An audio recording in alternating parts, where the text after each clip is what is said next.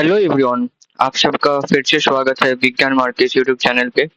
तो आज हम एक बहुत ही महत्वपूर्ण टॉपिक पे बात करने वाले हैं कि आपका जो है नीट का लास्ट 30 डेज है, इसमें आपका दिन कैसा होना चाहिए, आपका स्टडी टेबल कैसा होना चाहिए, टाइम टेबल आपका मतलब प्रिपरेशन किस तरह से चलना चाहिए।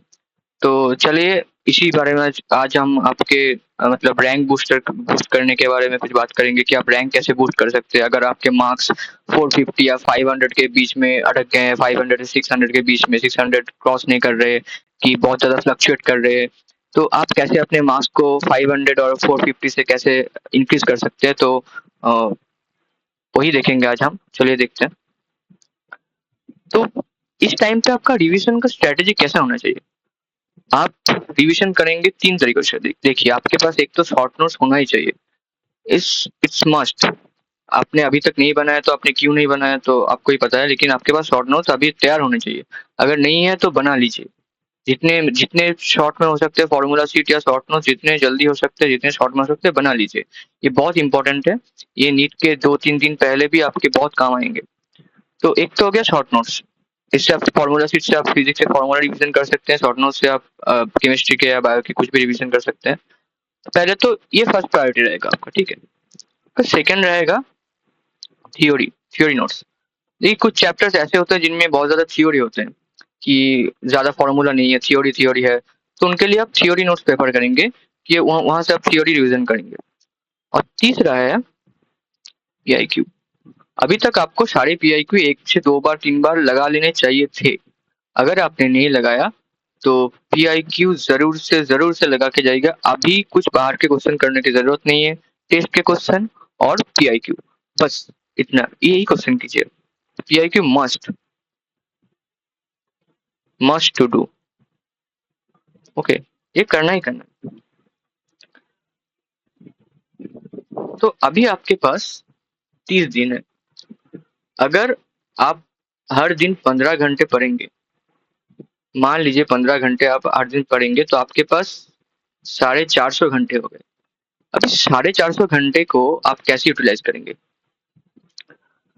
देखिए, ये आपके 3 सब्जेक्ट के लिए बहुत ही कम टाइम, ठीक है। इतने मत सोचिए 450 घंटे बहुत है, बहुत नहीं है, बहुत कम है, ठीक है। आप इसको हर सब्जेक्ट के हर टॉपिक से डिवाइड करेंगे तो बहुत कम टाइम मिलेगा। तो आपका हर एक घंटा बहुत ज्यादा प्लान्ड होना चाहिए कि हर एक घंटे में आपको क्या करना है और क्या करना जरूरी है। कि कुछ भी पढ़ रहे, कुछ भी उठा के पढ़ लिया, कुछ भी टेस्ट दे दिया, कुछ कुछ ऐसा नहीं होगा, ठीक है। आपको इस ये टाइम को 3 टॉपिक में डिवाइड करना है। पहले तो वीक टॉपिक्स में, इंटरमीडिएट टॉपिक्स मतलब जो आपका मतलब आता है बट बहुत अच्छा नहीं आता, और स्ट्रॉन्ग टॉपिक्स मतलब यहाँ से कुछ भी आ जाए आप कर देंगे, ये आपके स्ट्रॉन्ग टॉपिक्स है। और इंटरमीडिएट से कुछ कुछ आता है, मतलब ऐसा नहीं कि कुछ नहीं आता, आपको आता है बट उसमें डेप्थ जाएंगे तो आप फंस जाएंगे। वीक मतलब आपको कुछ नहीं आता। तो ये वीक टॉपिक को आपको मैक्सिमम टाइम देना है, मैक्सिमम टाइम देना है। और ऐसा नहीं कि इन दोनों को एकदम छोड़ ही दिया कि ये तो आते हैं मुझे, इसको भी टाइम देना है, लेकिन इससे तो कम ही देना है ना, क्योंकि ये तो इसमें आपको थोड़ा बहुत कुछ आता है ना। ऐसा नहीं कुछ नहीं आता, आपको तो आता है। तो इसमें आपको मॉडरेट टाइम देना है। और आई बात स्ट्रॉन्ग टॉपिक, आप तो बोलेंगे कि ये तो हमें आता है, ये क्यों करना है। लेकिन इसको ऐसे नेग्लेक्ट नहीं करना है, इसको आप टेक फॉर ग्रांटेड ले लेंगे तो ये भी आपको टेक फॉर ग्रांटेड ले लेगा। तो आपको ये प्रैक्टिस मतलब क्वेश्चन प्रैक्टिस के थ्रू ये स्ट्रॉन्ग टॉपिक्स को और भी स्ट्रॉन्ग करना है कि यहाँ से आपके नंबर पक्के रहे। तो don't take it for granted, ठीक है। तो टेक फॉर ग्रांटेड नहीं लेना है, ये गलती मत करना। तो plan your next day before going to bed. आपका जो हर दिन है वो प्लान होना चाहिए, मैंने पहले ही बताया। तो कैसे प्लान करेंगे आप। तो अभी अभी आप अपना दिमाग इतना यहाँ पे मत लगाइए, मैं जैसा बोल रहा हूँ ऐसा कीजिए। हर दिन सोने से पहले अपना टाइम टेबल बना लीजिए कि अगले दिन आपको क्या करना है इस 30 दिनों के लिए। फिजिक्स को कितने घंटे देना है, देखिए आपके पास 15 घंटे, तो तीनों सब्जेक्ट को सेम सेम टाइम देना, मेरे हिसाब से सेम सेम टाइम देना चाहिए। लेकिन आपको अगर लगता है कि फिजिक्स को 1 घंटा ज्यादा देना चाहिए और बायो को 1 घंटा कम देना चाहिए क्योंकि आपका बायो स्ट्रांग है, तो आप कर सकते हैं। आपको लगता है कि आपका फिजिक्स स्ट्रांग है, आपको केमिस्ट्री वीक है, तो केमिस्ट्री में 1 घंटा ज्यादा दे सकते हैं। तो ये आपके ऊपर डिपेंड करता है कि आप आपका कौन सा ज्यादा स्ट्रांग है, आप कौन कौन सा सब्जेक्ट आप बहुत जल्दी कंप्लीट कर लेते हैं, ये आपके ऊपर डिपेंडेंट है, ठीक है। तो इस ऐसी तरफ से फिजिक्स में अगर 5 घंटा अपने ये कर लिया, केम में 5 घंटा अपने लिख लिया और बायो में 5 घंटा लिख लिया, आप अपने डायरी में लिख लीजिए। फिर आपको करना है केमिस्ट्री में क्या क्या पढ़ना है, कौन सा चैप्टर पढ़ना है, EMI पढ़ना है, NLM पढ़ना है। तो आप ये खुद खुद मतलब अपने ये में लिख लीजिए कि आपको क्या क्या पढ़ने हैं, 3-4 जो आपके टॉपिक्स पढ़ने हैं और जो क्या बोलते चैप्टर्स पढ़ने हैं। तो आप ये हिसाब से लिख लीजिए। ऐसे ही केमिस्ट्री में इसको 3 पार्ट्स में डिवाइड कर ले, ऑर्गेनिक, फिजिकल, इनऑर्गेनिक। ठीक है, तो इस 5 घंटे को इन 3 स्लॉट में डिवाइड कर लीजिए। ठीक है, और बायो को भी ऐसे जूलॉजी और बॉटनी दोनों स्लॉट्स में डिवाइड कर लीजिए। देखिए, तीनों सब्जेक्ट को एक ये लाइन बहुत important, give each subject equal importance. तीनों सब्जेक्ट को आपको समान नजर देखना है कि फिजिक्स तो टफ है तो इसको ज्यादा प्रायोरिटी देंगे, बायो तो वो तो हमें आता है, ऐसा नहीं। तीनों सब्जेक्ट को इक्वल इम्पोर्टेंस देना है। बायो को लोग हल्के में ले लेते हैं, लेकिन बायो में आपका सबसे ज्यादा नंबर है। इसमें अगर आपने 360 स्कोर कर लिया तो यहाँ आपके 10-20 नंबर घट भी गए ना, तो आपको इतना फर्क नहीं पड़ेगा, क्योंकि बायो बायो बहुत ही इंपॉर्टेंट होता है। तो बायो को हल्के में बहुत लोग ले लेते हैं और ये गलती कर देते हैं। ठीक है, ये गलती नहीं करना, सब सब्जेक्ट को इक्वल इम्पोर्टेंस देना है। नेक्स्ट आता है स्लीप। यहाँ बच्चे बहुत ज्यादा गलती करते हैं सोने के मामले में। ठीक है, आप आप में से कुछ लोग होंगे कि रात में पढ़ते होंगे, कुछ लोग होंगे कि दिन में पढ़ने वाले होंगे, कुछ लोग 10 बजे सो जाते हैं, कुछ लोग 4 बजे सोते हैं। तो ये आपका मामला है, लेकिन मैं आपको सजेस्ट करूंगा कि ये जो टाइम है, ये आखिरी 30 दिन, आखिरी 1 महीना, इसमें आप जो आफ्टरनून स्लीप है उसको अवॉइड कीजिए। Try to skip your afternoon sleep. ये आफ्टरनून में सोना अभी बंद कर दिए 30 दिन के लिए। ठीक है, ट्राई कीजिए कि आप 12 से 1 बजे के बीच में रात में सो जाए। ठीक है, और सुबह 7 से 8 बजे के बीच में उठ जाए, ये बेस्ट रहेगा। ठीक है, don't compromise with your sleep. जैसा मैंने की बोला, 7 से 8 घंटा रात में आपको सोना है, 7 से 8 घंटा सोना ही सोना है। कि 6 घंटा 5 घंटा सो के काम चला दूंगा, नो। अभी आप 7 से 8 घंटा सोइए, आपके पास बहुत टाइम है। अगर दिन के टाइम को आप वेस्ट नहीं करते हैं तो try to skip your afternoon sleep. दिन में मत सोइए। टेस्ट देना है आपको 2 से 5 के बीच में, क्योंकि यही आपका टेस्ट टाइमिंग आपका बॉडी को इसके साथ मतलब सुटेबल हो जाएगा कि आप टेस्ट देते रहते। 2 से 5 ही आपको टेस्ट देना, दिन का ये टाइम आप बुक कर लीजिए फॉर ओनली फॉर टेस्ट। ये टाइम सिर्फ टेस्ट देने के लिए, और कुछ नहीं करना। ठीक है, आपके बॉडी को भी माइंड में ये बैठ जाए कि ये टाइम मुझे अलर्ट रहना है, ये टाइम मुझे टेस्ट देना है, बस सिर्फ टेस्ट के लिए टाइम। तो टेस्ट कैसे देना है, आप में से कुछ लोग गलती करते हैं कि हर दिन टेस्ट दे दिया, हर दिन टेस्ट दे दिया, हर दिन। ये सबसे बड़ी गलती है। आपको टेस्ट देना है एक दिन छोड़ के, स्कीपिंग 1 डे। ठीक है, मंडे को दिया, ट्यूसडे को छोड़ दिया, वेडनेसडे को दिया, थर्सडे को छोड़ दिया, फ्राइडे को दिया, सैटरडे को छोड़ दिया, फिर संडे को दिया। ठीक है, ऐसे एक दिन छोड़ छोड़ कर टेस्ट देना है। और ये जो गैप है इसमें आपको क्या करना है, एनालिसिस। एनालिसिस जो जो आपके गलत हुए हैं, रॉन्ग टॉपिक्स, ये सब करना है। ठीक है, इस गैप में टेस्ट कहाँ किस टाइम में देना है, पहले ही बताया 2 से 5 के बीच में टेस्ट देना है आपको, 2 से 5 ये टाइम आपका फिक्स रहेगा।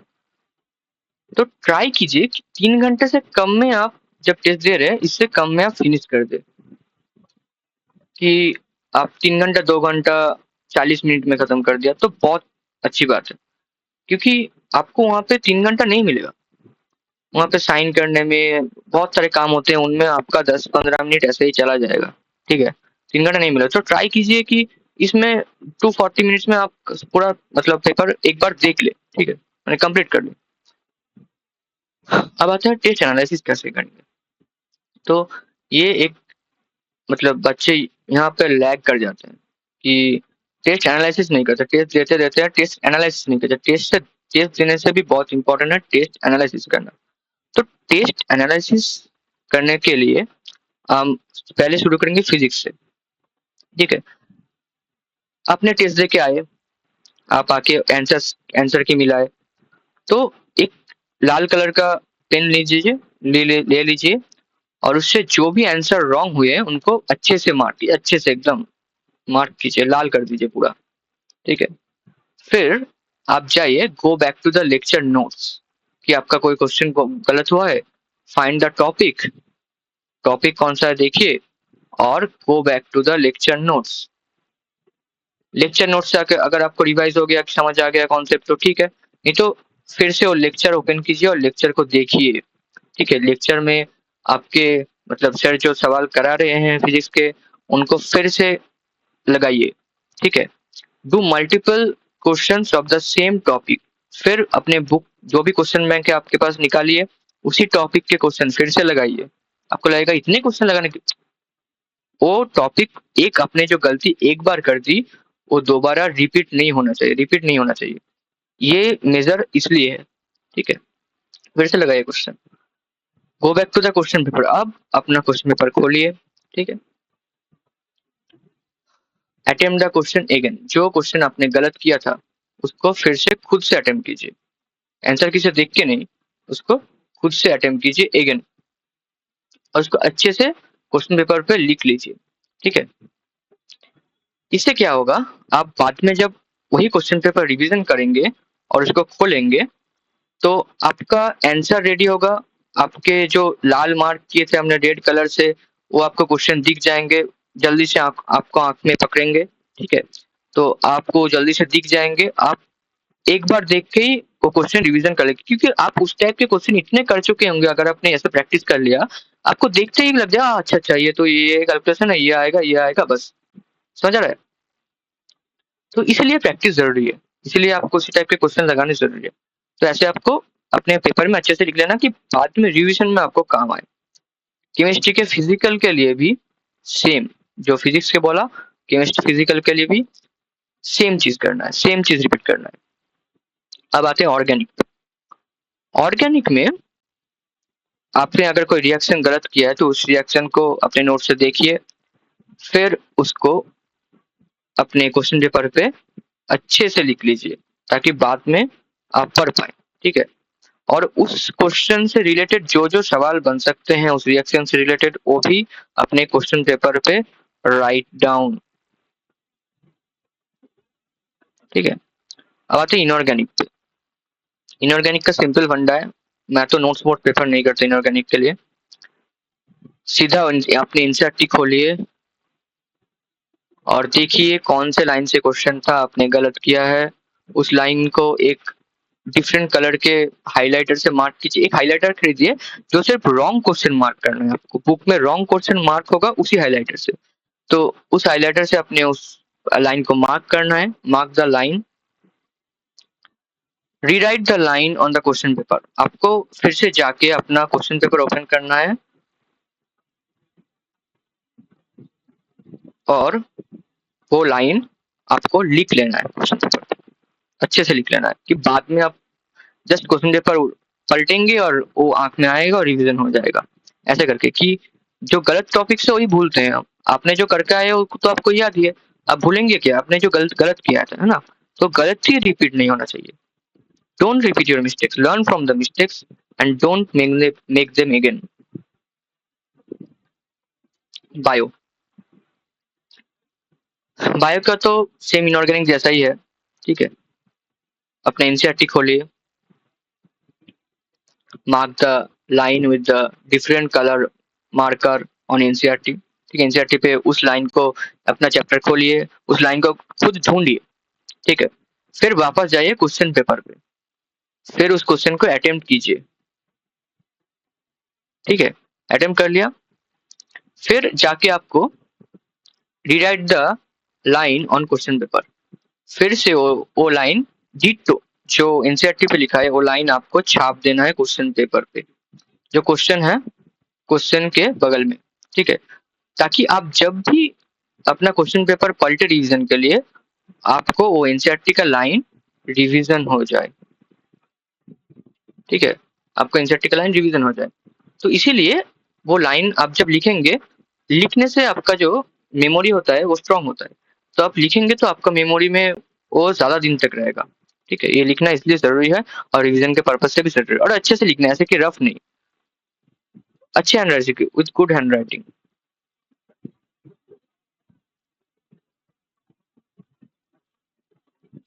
ठीक है? तो ये तो हो गया आपका मतलब स्टडी वाला पर्पज़। अब आपके लाइफ का पर्पज़ क्या है? ठीक है? Why do you want to be a doctor? आपको डॉक्टर ही क्यों बनना है? खुद से ये सवाल पूछिए। एक बार बैठिए आराम से, खुद से सवाल पूछिए आपको डॉक्टर क्यों बनना है? आपको ये मोटिवेशन कहाँ से आता है? अपने मोटिवेशन का सोर्स आप खुद में लाइए। बाहर मोटिवेशन ढूँढेंगे तो आप ज़्यादा देर तक बैठ नहीं पाएँगे। कि इस सवाल का आंसर अगर आपको मिल गया कि आपको डॉक्टर क्यों बनना है, तो आप ऐसे ही बन जाएँगे। कि इस 30 दिनों के लिए आप मोटिवेशन वीडियो नहीं देख सकते, आपको खुद को मोटिवेशन रखना होगा। ठीक है? ये 30 दिन आपका ज़िंदगी बदल सकता है। तो आप अपने अंदर का पर्पस ढूँढिए कि आपको डॉक्टर क्यों बनना है और क्यों बनना था, आपने सपना कैसे देखा था, तो यही आपको मोटिवेटेड रखेगा, ठीक है? और अगर आपको बायोलॉजी में मतलब सीसीसी स्कोर करना है तो उसके लिए मैंने एक जो सीरीज़ स्टार्ट किया एनसीईआरटी लाइन बाय लाइन, वो सीरीज़ फॉलो कर सकते हैं कि उसमें एनसीईआरटी का हर एक लाइन मैंने डिटेल में मतलब कवर किया है, उसको तोड़-मरोड़ के रख दिया है। बहुत अच्छे डायग्राम्स दिए हैं उसमें, ठीक है? तो उससे बाहर कुछ एक भी क्वेश्चन नहीं जाएगा, जो क्वेश्चन 1, 2, 4, 3 बाहर बाहर से आ रहे हैं वो भी वहाँ इंक्लूडेड है, उससे बाहर तो नहीं आएगा, ठीक है? उससे बाहर कुछ हो भी नहीं सकता, ठीक है? सो थैंक यू, इसको फॉलो कीजिए और देखिए अगर कुछ इम्प्रूवमेंट अब इम्प्रूवमेंट तो आएगा ही, जो इम्प्रूवमेंट आता है आप मुझे कमेंट सेक्शन में बताइए और कुछ भी डाउट हो तो हेजिटेट मत कीजिए, पूछ लीजिए डाउट, मैं रिप्लाई कर दूँगा, ठीक है? थैंक यू, अगर वीडियो अच्छा लगे तो लाइक और सब्सक्राइब और शेयर ज़रूर कीजिएगा। तो मिलते हैं नेक्स्ट वीडियो के लिए, तब तक के लिए ओके बाय।